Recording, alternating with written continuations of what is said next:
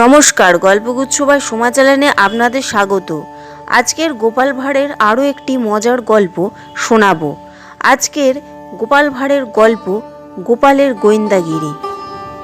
মহারাজ কৃষ্ণচন্দ্রের সময় যানবাহনের খুবই অসুবিধা ছিল। স্থলপথ ছাড়া জলপথ দিয়েও লোক যাতায়াত করত। জলপথে বজরাই তখনকার দিনে যাতায়াতের একমাত্র উপায়। এক মহিলাকে প্রায় দেখা যেত বজরায় করে এদিক ওদিক ঘোরাফেরা করতে, একটি কাপড়ে জড়িয়ে শিশু কোলে করে। শিশুটিকে সর্দি কাশির ভয়ে সবসময় কাপড় জামা দিয়ে জড়িয়ে ঢেকে রাখতেন। কেউ দেখলে মনে করত 1 বছরের মতন বয়স শিশু সর্দি কাশির ভয়ে এমনইভাবে জড়ান।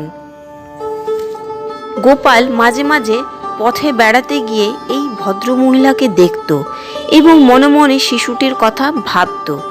একদিন কথা প্রসঙ্গে গোপাল মহারাজকে এই মেয়েটির কোলে শিশুটির ব্যাপারে তার সন্দেহের কথা খুলে বলল। তখনকার দিনে দেশে প্রচুর চুরি ডাকাতি হতো। চুরি করা মালপত্র সেই সব জলপথে পাচার হয়ে যেত অন্য জায়গায়। একদিন হঠাৎ সেই মেয়েটির সঙ্গে বজরায় দেখা।